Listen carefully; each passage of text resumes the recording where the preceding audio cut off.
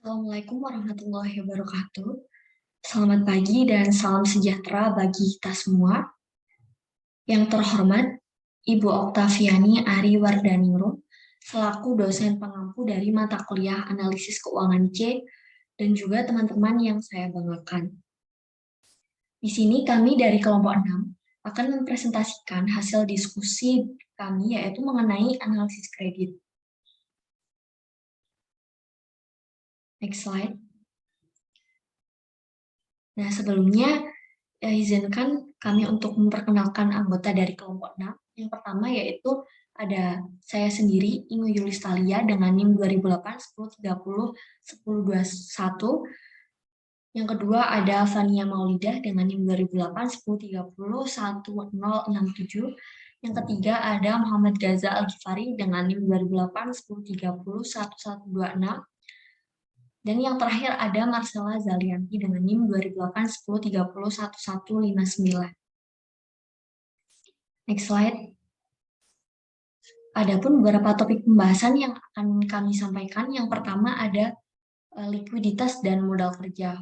Yang kedua ada analisis likuiditas berdasarkan aktivitas operasi. Yang ketiga ada struktur modal dan solvabilitas. Dan yang terakhir ada cakupan laba. Nah, untuk materi yang pertama akan disampaikan oleh rekan saya. Dipersilakan.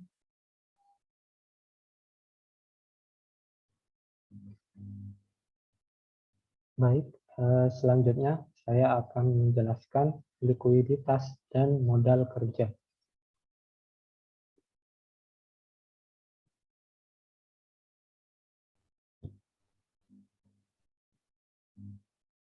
Likuiditas atau liquidity adalah kemampuan untuk mengonversi aset menjadi kas atau untuk memperoleh kas untuk memenuhi kewajiban jangka pendek.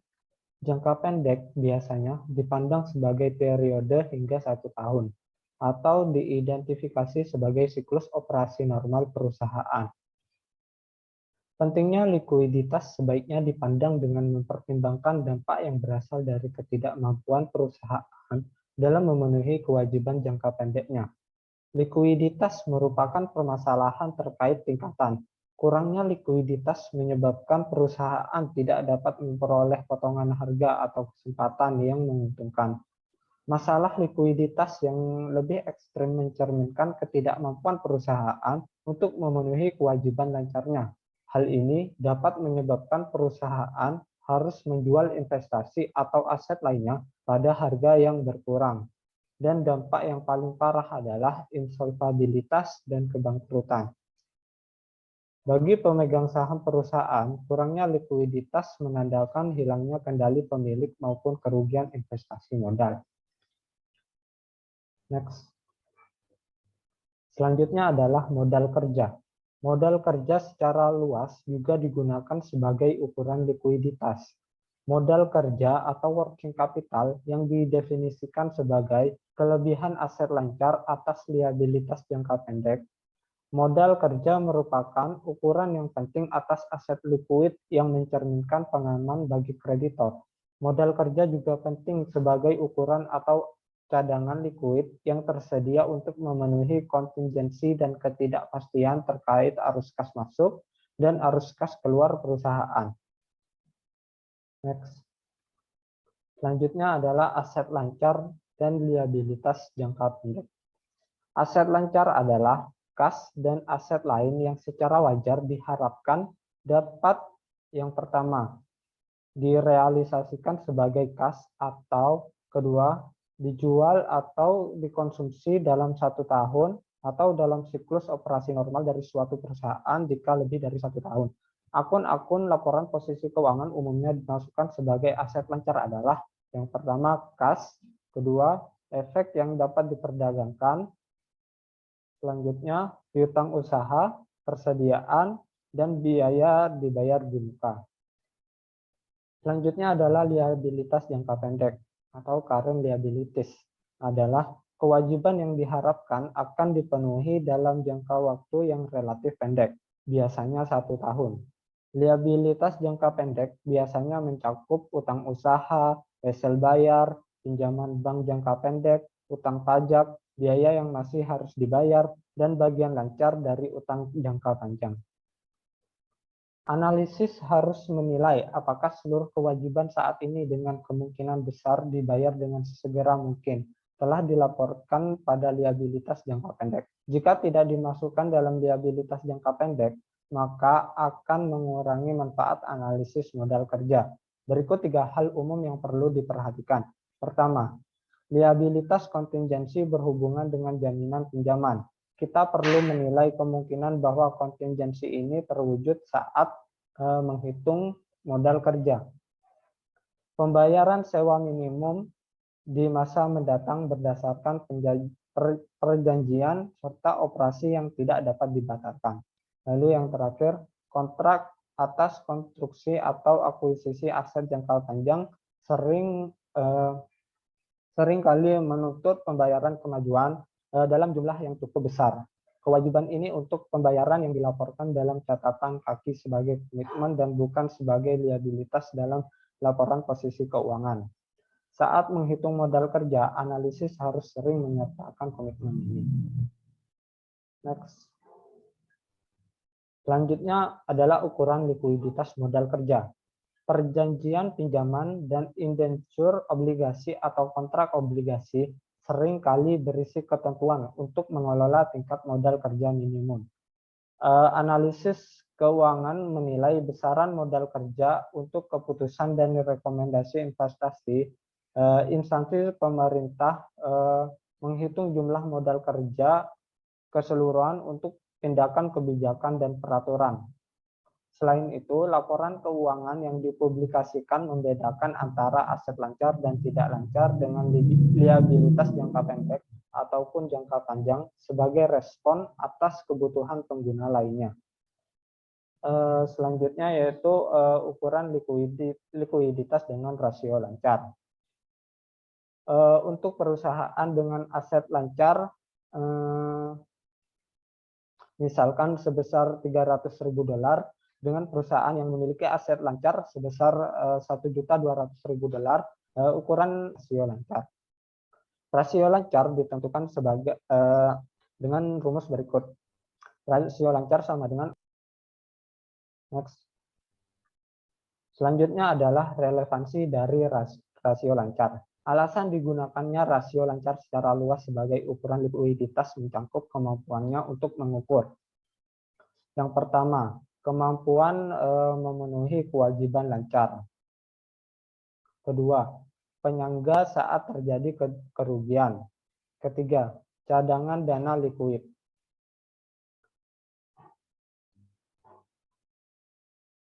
Next. Selanjutnya adalah keterbatasan rasio lancar. Langkah pertama dalam mengevaluasi secara kritis rasio lancar sebagai alat analisis likuiditas dan solvabilitas jangka pendek adalah dengan menguji nilai pembilang maupun penyebutnya. Jika kita mendefinisikan likuiditas sebagai kemampuan untuk memenuhi arus kas keluar dengan kecukupan arus kas masuk, termasuk cadangan untuk penurunan arus kas masuk yang tidak terduga atau kenaikan arus keluar, maka tepatlah bagi kita untuk menanyakan hal berikut. Apakah rasio lancar mencangkup faktor-faktor penting dari likuiditas? Secara lebih spesifik, apakah rasio lancar mengukur dan memprediksi pola arus kas masuk dan arus kas keluar di masa yang akan mendatang? Mengukur kecukupan arus kas masuk dan arus kas keluar di masa yang akan mendatang. Jawaban atas kedua pertanyaan tersebut umumnya adalah tidak. Rasio lancar adalah ukuran statis atas sumber daya yang tersedia pada suatu waktu tertentu untuk memenuhi kewajiban lancar. Next. Kemudian pembilang dari rasio lancar. Pembilang dari rasio lancar di sini ada 5. Yang pertama yaitu kas dan setara kas. Kas yang dimiliki oleh perusahaan yang dikelola dengan baik, terutama dari cadangan pencegahan, dimaksudkan untuk menjaga terhadap ketidakseimbangan kas jangka pendek. Sebagai contoh, kas yang dikeluarkan untuk pembelian bisnis, sehingga membutuhkan ketersediaan kas yang lebih banyak. Kedua, efek yang diperdagangkan. Kelebihan kas sebagai cadangan pencegahan seringkali dibelanjakan untuk investasi efek dengan imbal hasil yang melebihi setara kas. Investasi ini secara wajar dianggap tersedia untuk mengeluarkan liabilitas jangka pendek. Oleh karena investasi efek dilaporkan pada nilai wajarnya, kebanyakan hasil perkiraan terkait estimasi atas nilai realisasi neto akan dihapuskan.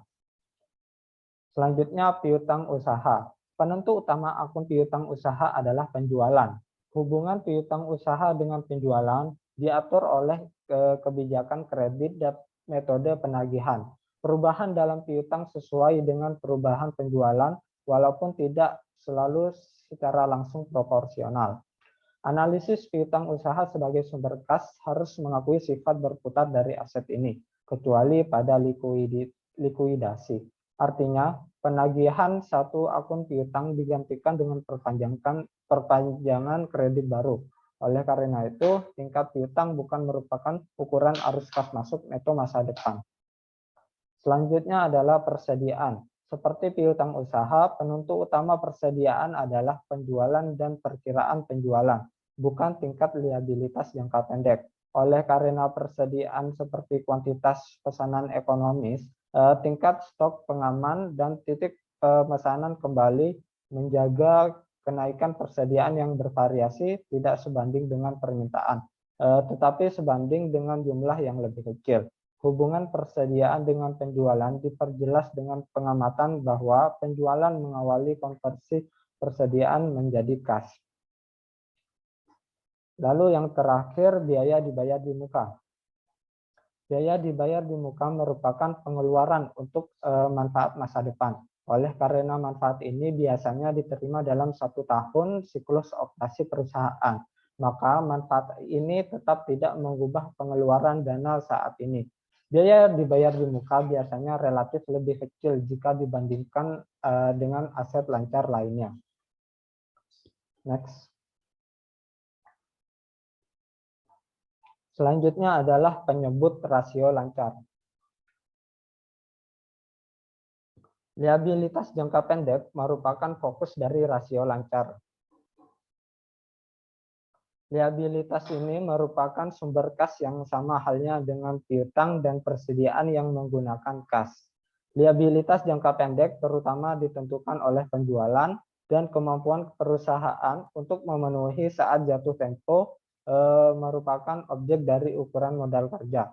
Misalnya, karena pembelian menyebabkan peningkatan utang usaha merupakan fungsi dari penjualan, maka utang usaha bervariasi terhadap penjualan. Selama penjualan cenderung konstan atau meningkat, pembayaran liabilitas jangka pendek merupakan aktivitas pendanaan kembali.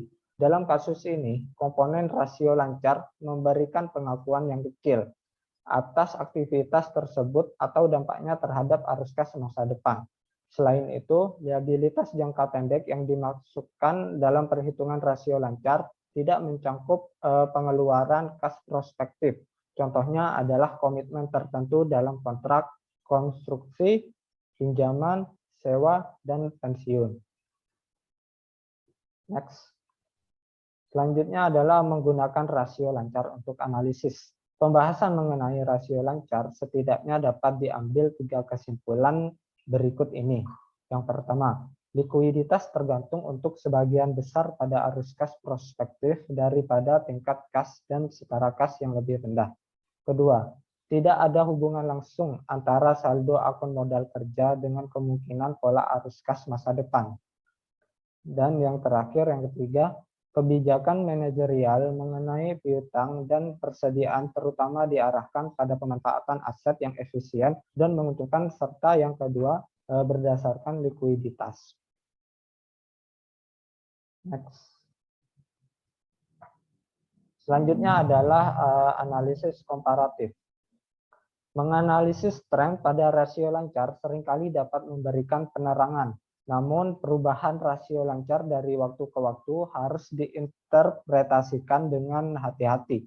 Perubahan rasio ini tidak selalu menunjukkan perubahan likuiditas atau kinerja operasi. Misalnya, selama masa resesi, Perusahaan kemungkinan tetap melanjutkan pembayaran liabilitas jangka pendek, sementara persediaan dan piutang menumpuk sehingga menyebabkan peningkatan rasio lancar. Sebaliknya, pada periode yang menguntungkan, kenaikan utang pajak dapat menurunkan rasio lancar. Pengembangan perusahaan yang sering menyertai keberhasilan operasi dapat menyebabkan kebutuhan modal kerja yang lebih besar. Next. Selanjutnya adalah manajemen rasio. Analisis harus memperhatikan manajemen rasio lancar yang juga dikenal sebagai window dressing. Mendekati akhir periode, manajemen biasanya akan mempercepat penagihan piutang, mengurangi persediaan di bawah tingkat normal, dan menangguhkan pembelian normal. Kemudian, hasil aktivitas ini biasanya digunakan untuk membayar liabilitas jangka pendek. Analisis seharusnya lebih dari sekedar ukuran tahunan dan penggunaan ukuran interim dari rasio lancar. Analisis interim mempersulit manajemen untuk melakukan window dressing dan memungkinkan untuk mengukur dampak musiman terhadap rasio. Misalnya, rasio lancar yang kuat pada bulan Desember dapat menyesatkan jika perusahaan mengalami tekanan kredit pada musim puncaknya. Next. Selanjutnya adalah analisis rule of thumb. Aturan praktis atau rule of thumb sering diterapkan jika rasio lancar sebesar 2:1 atau lebih baik, maka perusahaan secara finansial dapat dikatakan sehat. Sedangkan jika rasio lebih rendah dibandingkan 2:1, maka mencerminkan peningkatan risiko likuiditas. Aturan 2:1 berarti bahwa terdapat $2 aset lancar yang tersedia untuk setiap $1 liabilitas jangka pendek. Atau jika dipandang dari sudut pandang lainnya, nilai aset lancar dapat berkurang sebesar 50% saat likuidasi dan masih dapat menutup liabilitas jangka pendek.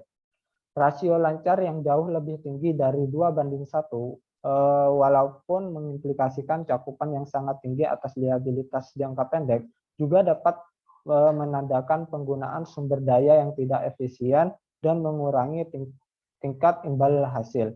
Evaluasi rasio lancar dengan menggunakan berbagai aturan tak tertulis lainnya cenderung diragukan karena dua alasan berikut. Yang pertama, kualitas aktiva lancar dan komposisi kewajiban lancar yang lebih penting dalam mengevaluasi rasio lancar. Kedua, kebutuhan modal kerja dapat bervariasi tergantung pada kondisi industri dan jangka waktu perdagangan neto perusahaan. Next. Selanjutnya adalah analisis siklus perdagangan neto. Kebutuhan modal kerja perusahaan dipengaruhi oleh investasi persediaan yang diinginkan dan hubungan antara syarat kredit dari pemasok dengan kredit yang diberikan kepada pelanggan. Pertimbangan ini menentukan siklus perdagangan neto perusahaan.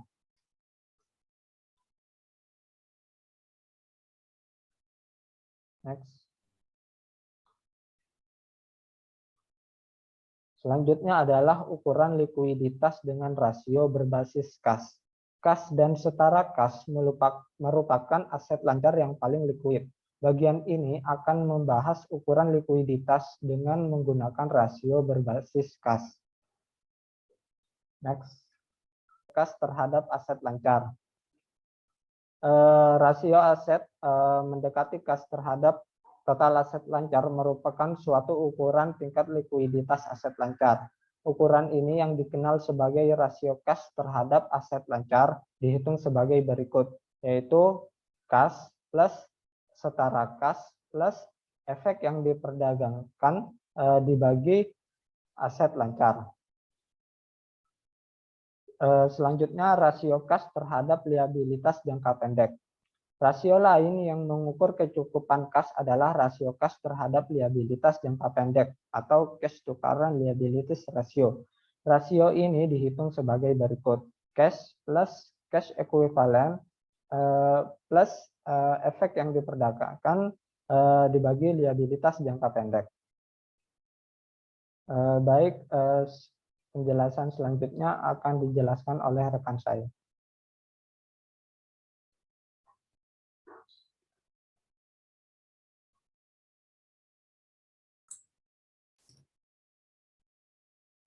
Baik, di sini saya akan menjelaskan tentang analisis likuiditas berdasarkan aktivitas operasi. Ukuran likuiditas berdasarkan aktivitas operasi ini penting dalam analisis kredit.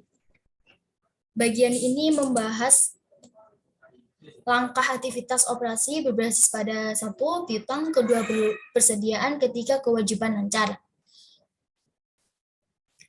Yang pertama, berbasis piutang, ukuran likuiditas piutang usaha. Kualitas dan likuiditas piutang dipengaruhi oleh tingkat turnover, kualitas merujuk pada kemungkinan tertagihnya piutang tanpa menimbulkan kerugian, likuiditas merujuk pada kecepatan dan mengonversi piutang usaha menjadi kas. Terdapat rasio perputaran piutang usaha. Rasio perputaran piutang usaha memiliki rumus sebagai berikut, yaitu penjualan itu secara kredit dibagi rata-rata piutang usaha. Dalam menghitung perputaran piutang usaha harus menyertakan WC tagih dari penjualan. Yang kedua, terdapat jumlah hari dalam menagih hutang. Rasio perputaran piutang usaha ini sebagai berikut. Jumlah hari penjualan dalam piutang sama dengan piutang usaha ditambah penjualan per 360. 360 ini menjadi rata-rata hari dalam 1 tahun. Yang kemudian dapat rasio dengan rumus piutang usaha dibagi rata-rata penjualan harian. Kemudian ada periode penagihan. Periode penagihan utang ini mengukur sejumlah hari yang dibutuhkan secara rata-rata untuk menagih piutang usaha berdasarkan rata-rata saldo piutang usaha. Angka ini dihitung dengan membagi 360 hari, perkiraan hari dalam 1 tahun dengan rasio perputaran piutang usaha, dan kemudian menimbulkan rumus periode penagihan sama dengan 360 dibagi perputaran piutang usaha. Kemudian ada interpretasi ukuran likuiditas piutang. Tingkat perputaran piutang dalam periode penagihan akan berguna dibandingkan dengan rata-rata industri atau dengan perjanjian kredit yang diberikan oleh perusahaan. Ketika periode penagihan dibandingkan dengan perjanjian penjualan yang diberlakukan oleh perusahaan, kita dapat menilai sejauh mana pelanggan yang membayar tepat waktu. Misalnya, jika perjanjian kredit bisa dijual 40 hari, maka periode pengumpulan piutang dari 75 hari mencerminkan satu atau lebih dari kondisi berikut. Yang pertama, usaha penagihan buruk, keterlambatan pembayaran pelanggan, kemudian pelanggan dalam kesulitan keuangan. Kondisi pertama menuntut tindakan korektif manajerial, sementara dua lainnya merefleksikan kualitas dan likuiditas piutang dan menuntut tindakan manajerial yang bijaksana. Langkah awal untuk menentukan apakah piutang mewakili aktivitas penjualan perusahaan, rasio perputaran kemudian dihitung dengan menggunakan total piutang yang beredar. Maksud saya menggunakan total piutang yang beredar. Kemudian, tren periode penagihan dari waktu ke waktu ini sangat penting untuk membantu menilai kualitas dan likuiditas piutang. Tren lain yang perlu diamati adalah hubungan antara penyisian piutang tak tertagih dengan piutang usaha bruto yang dihitung sebagai berikut dengan rumus penyisian piutang tak tertagih dibagi piutang usaha bruto. Yang kemudian ukuran perputaran persediaan. Persediaan adalah investasi yang dilakukan untuk tujuan memperoleh kembali melalui penjualan kepada pelanggan. Pada kebanyakan perusahaan, tingkat tertentu persediaan harus disimpan, karena risiko dalam menyimpan persediaan dan mengingat bahwa persediaan selanjutnya dihapus dari kas dari piutang tersebut, maka biasanya dianggap sebagai aset lancar yang paling tidak liquid. Evaluasi likuiditas jangka pendek dan model kerja yang melibatkan persediaan harus menyertakan evaluasi likuiditas dan likuiditas persediaan. Ukuran perputaran persediaan adalah alat yang sangat baik untuk analisis ini. Yang pertama, perputaran persediaan. Rasio perputaran persediaan mengukur rata-rata kecepatan di mana persediaan bergerak melalui dan keluar dari perusahaan. perputaran persediaan dapat dihitung sebagai berikut dengan rumus yaitu beban pokok penjualan dibagi rata-rata persediaan. Beban pokok penjualan dilaporkan pada biaya perolehan, sebaliknya penjualan mencakup margin laba. Kemudian rata-rata persediaan dihitung dengan menambahkan saldo persediaan awal dan saldo persediaan akhir dan membaginya dua. Perhitungan rata-rata ini dapat juga diperoleh dari merata-ratakan angka persediaan kuartalan atau bulanan. Yang kedua, jumlah hari penjualan dalam persediaan. Ukuran lain perputaran persediaan berguna dalam menilai pembelian dan produksi kebijakan perusahaan adalah jumlah hari penjualan dalam persediaan. Dapat dihitung sebagai berikut. Beban pokok penjualan dibagi 360. Rasio jumlah hari untuk menjual persediaan sebagai berikut. 360 dibagi perputaran persediaan. Yang ketiga, ada interpretasi perputaran persediaan. Rasio lancar memperlihatkan komponen aset lancar sebagai sumber dana untuk berpotensi melunasi kewajiban lancar. Dilihat dari pandangan sama, rasio perputaran persediaan memberikan ukuran likuiditas dan likuiditas komponen persediaan aktivitas lancar. Kualitas persediaan mengacu pada kemampuan perusahaan untuk menggunakan dan membuang persediaan. Selanjutnya, likuiditas liabilitas jangka pendek. Liabilitas jangka pendek sangat penting dalam menghitung modal kerja maupun rasio lancar untuk alasan sebagai berikut. Yang pertama, liabilitas jangka pendek digunakan dalam menentukan apakah kelebihan aset lancar atas liabilitas jangka pendek mampu memberikan margin keselamatan yang memadai. Yang kedua, liabilitas jangka pendek dikurangi dari aset lancar untuk menghitung modal kerja. Jumlah hari pembelian dalam utang usaha. Suatu ukuran untuk mengukur sejauh mana perusahaan bersandar pada utang. Dengan rata-rata jumlah hari utang yang beredar sama dengan utang usaha pada beban pokok penjualan dibagi 360. Rata-rata jumlah utang yang beredar mengindikasikan rata-rata waktu yang dibutuhkan perusahaan dalam membayar kewajibannya kepada pemasok. Semakin lama periode pembayaran, semakin besar modal pemasok yang digunakan. Ukuran terkait perputaran usaha adalah beban pokok penjualan dibagi rata-rata utang usaha. Rasio ini mengindikasikan kecepatan perusahaan dalam membayar pembelian kreditnya. Kemudian terdapat ukuran likuiditas tambahan. Yang pertama, komposisi aset lancar. Merupakan indikator likuiditas modal kerja, penggunaan perbandingan presentasi common size mempermudah evaluasi likuiditas komparatif tanpa memperhatikan jumlahnya. Yang kemudian terdapat rasio cepat. Rasio ini memasukkan aset yang paling cepat dikonversi menjadi kas dan dihitung sebagai berikut. Kas ditambah setara kas ditambah efek yang dapat diperdagangkan ditambah piutang usaha dibagi liabilitas jangka pendek. Kemudian ukuran arus kas. Rasio arus kas dihitung sebagai berikut dengan rumus perputaran utang usaha dibagi beban pokok penjualan dibagi rata-rata utang usaha. Kemudian ada fleksibilitas keuangan, merupakan kemampuan suatu perusahaan untuk mengambil langkah-langkah untuk melawan gangguan tak terduga dalam arus dana. Selanjutnya akan dijelaskan oleh rekan saya.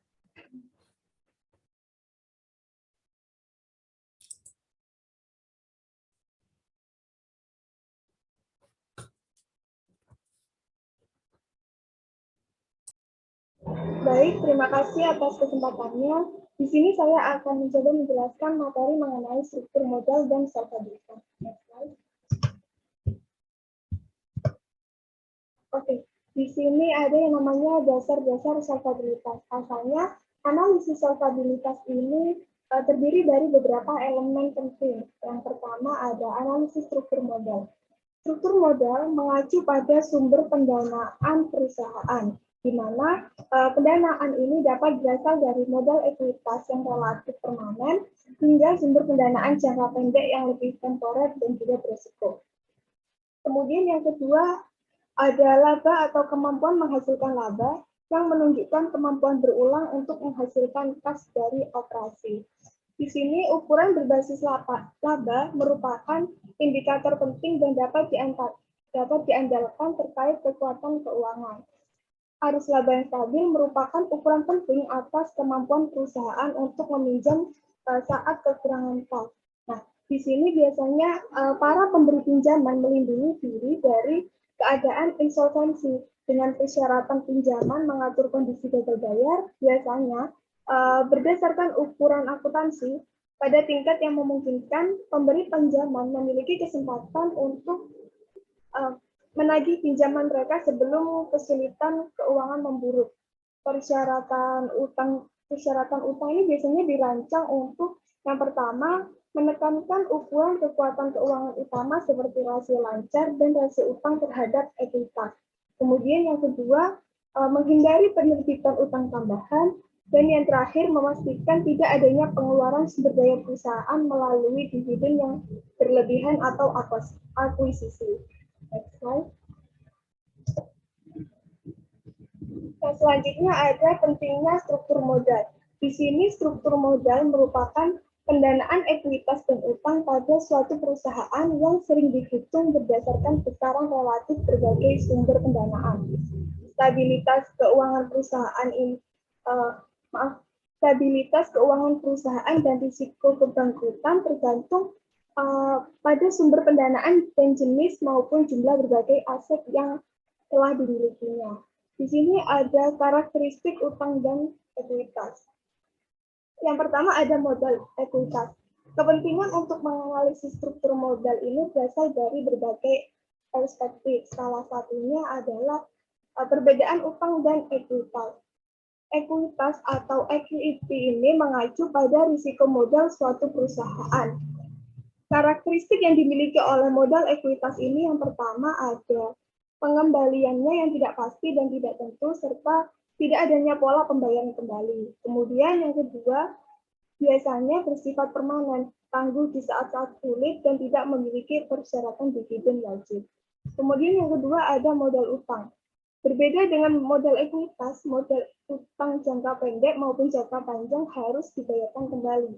Semakin lama jangka waktu pelunasan utang dan semakin kecil tuntutan ketentuan pelunasannya, maka semakin mudah bagi perusahaan untuk melunasi modal utang.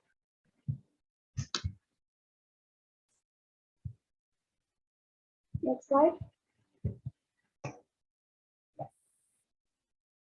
Oke, yang selanjutnya ada motivasi untuk gagal utang. Dari sudut pandang pemegang saham, utang merupakan sumber pendanaan eksternal yang lebih disukai karena dua alasan berikut ini. Yang pertama ada bunga atas sebagian utang adalah tetap dan memberikan biaya bunga kurang dari imbal hasil atas aset operasi motor. Kelebihan imbal hasil adalah untuk keuntungan investor ekuitas. Kemudian yang kedua, bunga adalah beban yang dapat dikurangkan dengan pajak, sedangkan dividen tidak dapat dikurangkan dengan pajak. Oke, di sini yang pertama ada konsep leverage keuangan. Biasanya perusahaan ini menggunakan pendanaan utang dan ekuitas. Leverage keuangan merujuk pada jumlah pendanaan utang dalam struktur modal perusahaan. Biasanya perusahaan dengan leverage keuangan ini disebut memperdagangkan ekuitas. Hal ini menunjukkan bahwa perusahaan menggunakan modal ekuitas sebagai dasar pinjaman untuk mendapatkan kelebihan pengembalian. Kemudian yang kedua ada pengurangan bunga pajak. Salah satu alasan untuk posisi utang yang menguntungkan adalah pengurangan pajak bunga. Mengapa demikian? Karena satu, bunga dapat dikurangkan dari pajak, sedangkan dividen tunai untuk pemegang ekuitas tidak.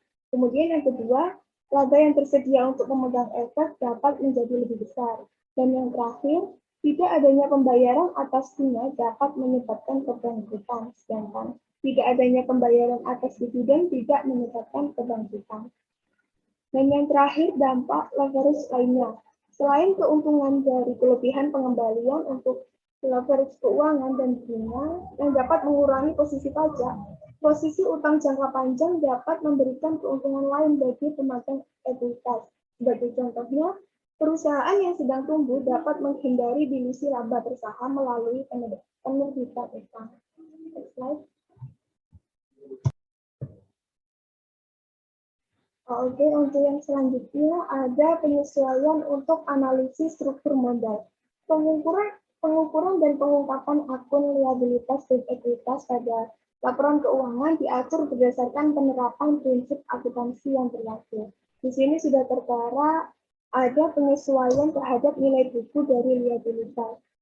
Penyesuaian terhadap nilai buku dari liabilitas ini terbagi lagi menjadi beberapa bagian. Yang pertama ada pajak penghasilan tangguhan. Di sini pajak sebagai utang atau ekuitas tergantung pada sifat tangguhan, pengalaman akun di masa lalu seperti pola pertumbuhannya, dan kemungkinan pembalikan di masa depan.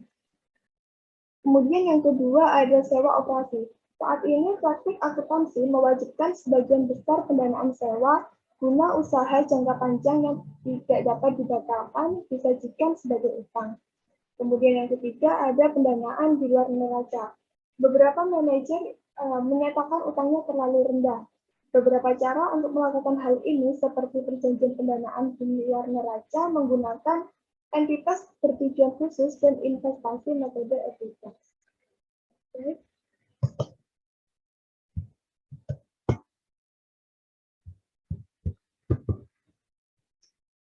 Oke, yang keempat ada liabilitas kontingensi. Umumnya, cadangan yang menimbulkan beban terhadap laba juga dianggap sebagai kewajiban.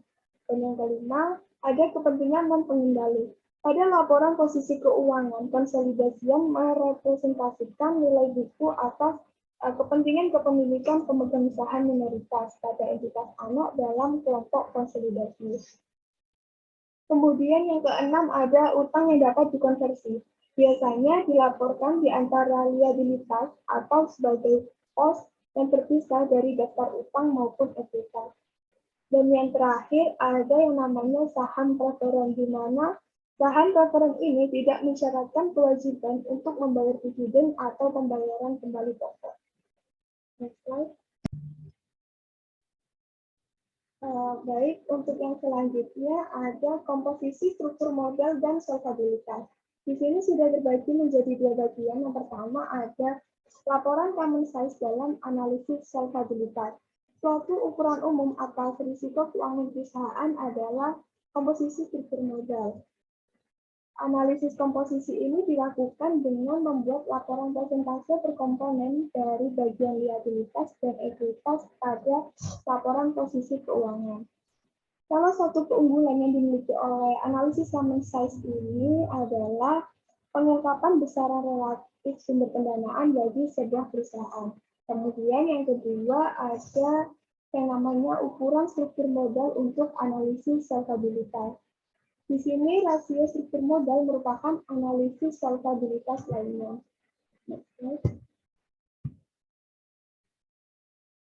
Ukuran struktur modal untuk analisis solvabilitas ini terbagi menjadi 4 bagian. Yang pertama ada total utang terhadap modal. Rasio total utang terhadap modal atau yang sering disebut dengan rasio total ini dinyatakan dengan total utang dibagi dengan total modal. Kemudian yang kedua ada total utang terhadap modal ekuitas. Dalam mencari total utang terhadap modal ekuitas ini menggunakan rumus total utang dibagi dengan ekuitas pemegang saham. Kemudian yang ketiga ada yang namanya utang jangka panjang terhadap modal ekuitas. Rasio utang jangka panjang terhadap modal ekuitas ini mengukur hubungan utang jangka panjang terhadap modal-modal ekuitas. Rasio ini dinyatakan dengan utang jangka panjang dibagi ekuitas pemegang saham. Dan yang terakhir ada yang namanya utang jangka pendek terhadap total utang. Merupakan indikator ketergantungan perusahaan terhadap pendanaan jangka pendek. Biasanya terpengaruh oleh perubahan tingkat bunga. Slide. Kemudian ada di sini interpretasi ukuran struktur modal. Analisis common size dan rasio struktur modal ini umumnya mengukur risiko struktur modal perusahaan, di mana makin tinggi proporsi utang, makin besar beban bunga tetap dan pembayaran kembali utang, dan makin besar pula kemungkinan gagal bayar pada periode penurunan laba atau masa sulit. ukuran struktur modal ini digunakan sebagai alat penyaring. Kemudian yang kedua ada yang namanya ukuran solvabilitas berdasarkan aset. Di sini tertera komposisi aset dalam analisis solvabilitas. Analisis komposisi aset ini merupakan alat penting dalam menilai risiko yang dihadapi struktur modal suatu perusahaan. Komposisi aset biasanya dievaluasi dengan menggunakan laporan Kaminsas dari saldo aset. Untuk materi selanjutnya akan dijelaskan oleh rekan saya. Kepada yang bertugas dipersilakan.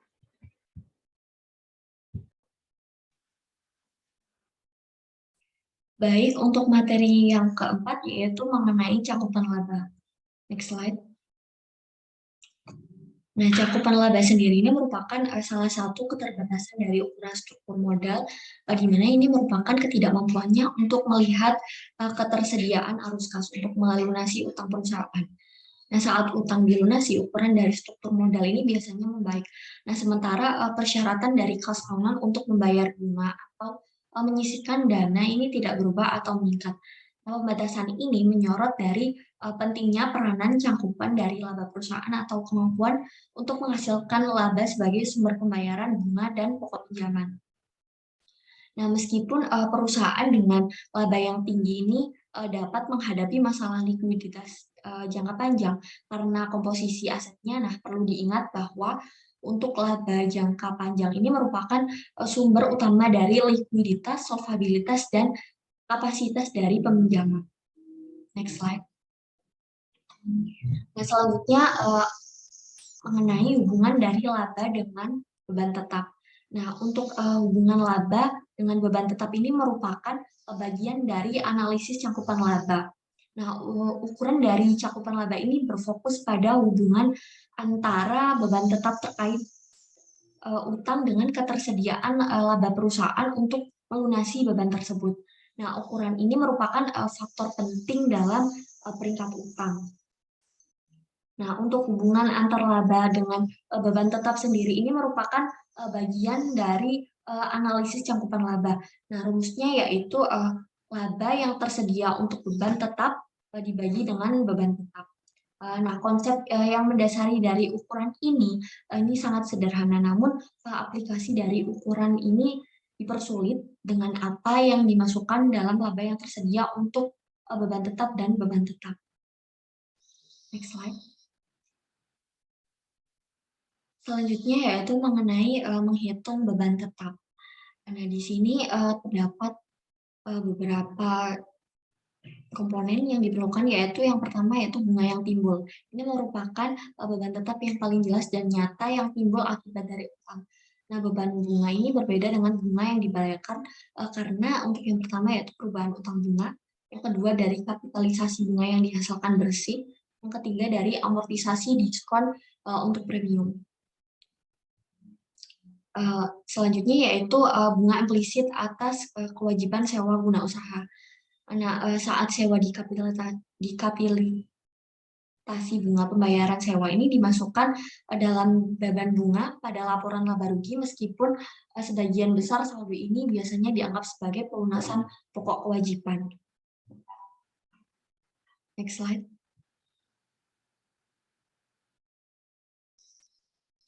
Nah, selanjutnya yaitu ada persyaratan dividen saham preferen anak perusahaan dengan kepemilikan mayoritas.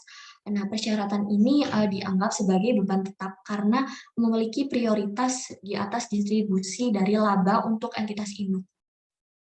Nah, pos-pos ini yang akan atau telah dieliminasi dalam konsolidasi ini seharusnya tidak dianggap sebagai beban tetap.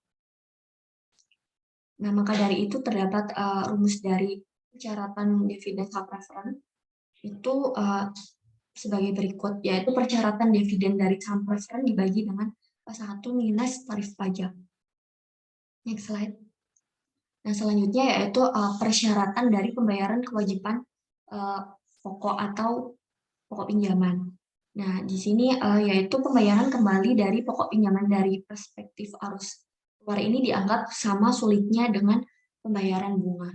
Pada kasus pembayaran sewa, kewajiban dari perusahaan untuk melunasi pokok dan bunga ini harus dipenuhi secara bersamaan.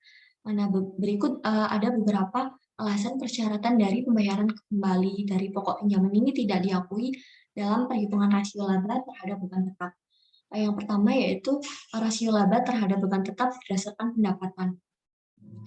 Ini diasumsikan jika rasio berada pada tingkat yang memuaskan. Nah, perusahaan dapat mendanai kembali kewajiban yang jatuh tempo, jadi mereka tidak perlu melunasi dengan dana yang tersedia dari laba. Yang kedua yaitu jika suatu perusahaan memiliki rasio utang terhadap ekuitas yang dapat diterima, maka perusahaan seharusnya mampu meminjam kembali utang untuk melunasi pembayaran pokok atau kewajiban pokok. Yang ketiga yaitu memasukkan pembayaran pokok pinjaman akan menghasilkan perhitungan ganda. Misalnya dana yang dapat dipulihkan oleh penyusutan ini digunakan untuk pelunasan utang. Nah, jika laba ini mencerminkan pengurangan atas penyusutan, maka untuk beban tetap seharusnya tidak memasukkan pembayaran kewajiban pokok. Nah, untuk yang terakhir ada masalah dari memasukkan persyaratan membayar kembali utang pada beban tetap adalah ini tidak semua perjanjian utang menghapuskan pengisian dana atau kewajiban pembayaran kembali yang sama. Next slide. Nah, selanjutnya ada jaminan untuk membayar beban tetap. Nah, jaminan untuk membayar beban tetap sendiri atas anak perusahaan yang tidak dikonsolidasi atau entitas yang tidak terafiliasi ini harus ditambahkan pada beban tetap jika persyaratan untuk melunasi jaminan ini terlihat jelas.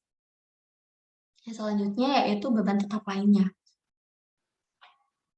Analisis terhadap beban tetap ini seharusnya tidak hanya dibatasi pada pembayaran bunga dan persyaratan pembayaran kembali pokok pinjaman ini, tapi juga mencakup dari seluruh kewajiban pembayaran sewa jangka panjang dan terutama jika sewa tersebut adalah sewa yang tidak bisa dibatalkan. Nah, beban tambahan yang tidak langsung terkait dengan utang ini tetapi dianggap komitmen jangka panjang yang bersifat tetap adalah kontrak dari pembelian jangka panjang yang tidak dapat dibatalkan dan jumlahnya ini di atas persyaratan normal. Next slide. Nah, selanjutnya yaitu menghitung laba terhadap beban tetap. Rumus dari konvensional untuk menghitung rasio laba terhadap beban tetap yang tidak diadopsi oleh SEC ini sebagai berikut. Untuk A sendiri, laba sebelum pajak dari operasi dilanjut ditambah dengan beban bunga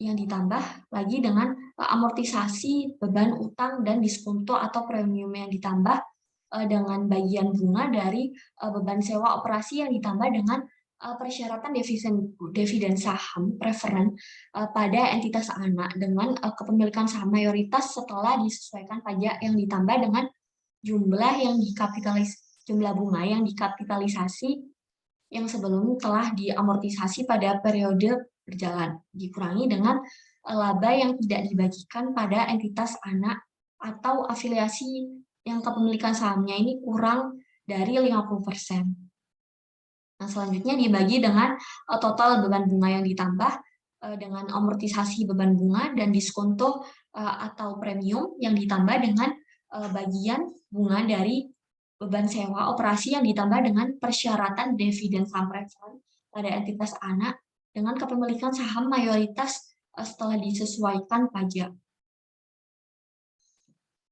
Next slide. Selanjutnya yaitu untuk memudahkan dari penyajian dua pos atau cadangan ini tidak dimasukkan dalam rasio di atas. Nah, tetapi untuk pos ini perlu dimasukkan dalam rasio jika ada kerugian atas perusahaan dengan kepemilikan mayoritas ini harus diperhitungkan secara keseluruhan saat menghitung laba. Rumusnya yaitu untuk pendapatan ini ditambah dengan beban pajak ditambah dengan beban bunga lalu dibagi dengan beban bunga. Yang kedua yaitu kerugian investasi pada anak perusahaan dengan kepemilikan kurang dari 50% yang menggunakan metode ekuitas tidak perlu dimasukkan ke laba, kecuali untuk utang anak perusahaan yang dijamin oleh perusahaan. Nah, selanjutnya yaitu mengenai analisis dari jumlah kali perolehan bunga. Nah, di sini ukuran dari cakupan laba lainnya ini adalah risiko dari jumlah kali perolehan bunga atau time interest dari earned ratio. Nah, rasio ini menganggap bunga hanya sebagai satu-satunya beban tetap yang memerlukan cakupan laba. Nah, rumusnya yaitu income atau laba ditambah dengan beban pajak, lalu ditambah dengan beban bunga, dan dibagi dengan beban bunga. Nah, pembilang dalam rasio ini terkadang ini disebut sebagai laba sebelum bunga dan pajak atau EBIT, earning before interest and taxes.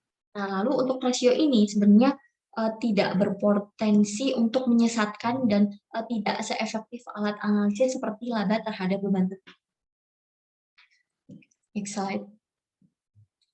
Selanjutnya yaitu mengenai hubungan arus kas dengan beban tetap. Di sini terdapat yang pertama ada rasio arus kas terhadap beban tetap. Ini dihitung menggunakan kas dari operasi.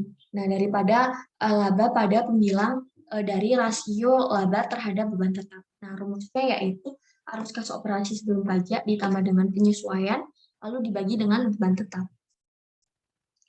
Yang kedua yaitu kas dari operasi yang permanen. Itu hubungan antara arus kas dari operasi perusahaan dengan beban tetap sangat penting dalam analisis solvabilitas jangka panjang. Nah, maka pentingnya hubungan ini akan dinilai sifat permanen dari arus kas operasi. Next slide. Nah, untuk selanjutnya yaitu mengenai cangkupan laba atas dividen dari saham preferen. Nah, untuk analisis mengenai saham preferen ini seringkali diuntungkan dari pengukuran cangkupan laba atas dividen dari saham preferen. Nah, analisis ini sama dengan analisis mengenai bagian laba yang menutup dari beban tetap terkait utang. Nah, SEC sendiri mensyaratkan dari pengungkapan rasio gabungan beban tetap dan dividen saham preferen dalam prospektus dari semua penawaran dana dari saham preferen. Nah, perhitungan cangkupan dari laba atas dividen saham ini, preferen harus dimasukkan dalam beban tetap yang dikeluarkan atas dividen saham preferen. Nah, oleh karena itu, dividen saham preferen ini tidak dikurangkan dari pajak. Nah, maka laba setelah pajak dan yang harus digunakan untuk membayar dividen ini. Dengan demikian, dari rasio cakupan laba atas dividen saham preferen ini bisa dihitung dengan rumus laba sebelum pajak ditambah dengan penyesuaian, lalu dibagi dengan beban tetap yang ditambah dengan dividen saham preferen dibagi dengan 1 minus tarif pajak. Next slide. Nah, selanjutnya ini mengenai interpretasi dari ukuran cakupan laba. Nah, yang pertama di sini ada pentingnya variabilitas dan persistensi dari laba untuk mencakup, untuk cakupan laba. Nah, faktor penting dalam mengevaluasi untuk ukuran cakupan laba ini merupakan perilaku dari laba dan arus kas dari waktu ke waktu. Nah, maka makin stabil dari pola laba perusahaan, maka makin rendah juga ukuran dari cakupan laba yang dapat diterima. Nah, ketidakpastian ini dapat menyebabkan perlunya rasio cakupan laba yang lebih tinggi. Nah, baik itu dari variabilitas laba maupun dari daya tahan laba merupakan ukuran umum dari ketidakpastian ini sepanjang waktu.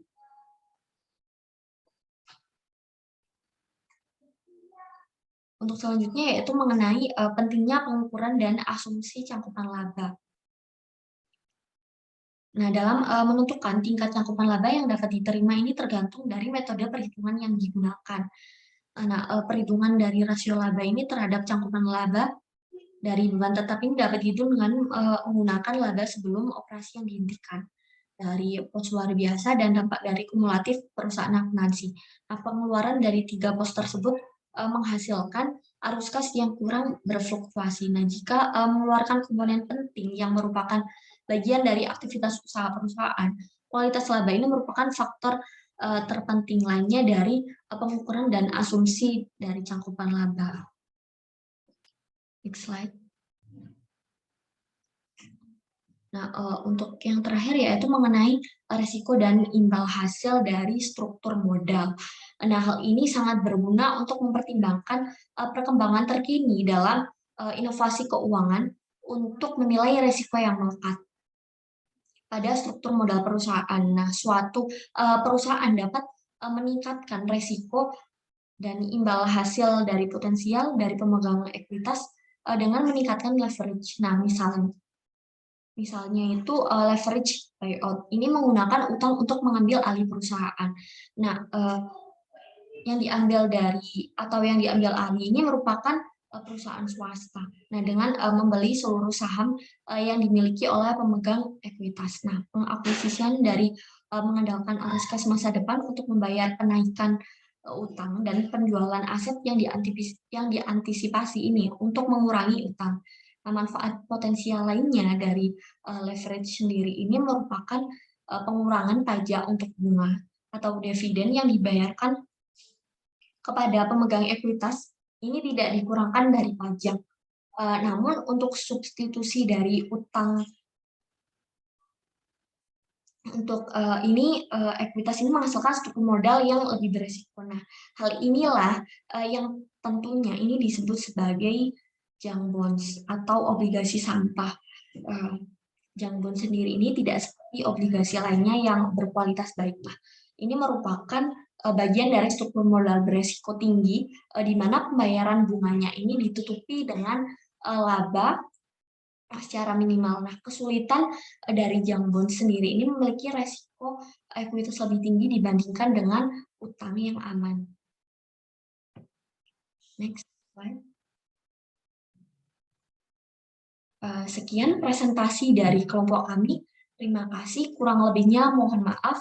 Wassalamualaikum warahmatullahi wabarakatuh.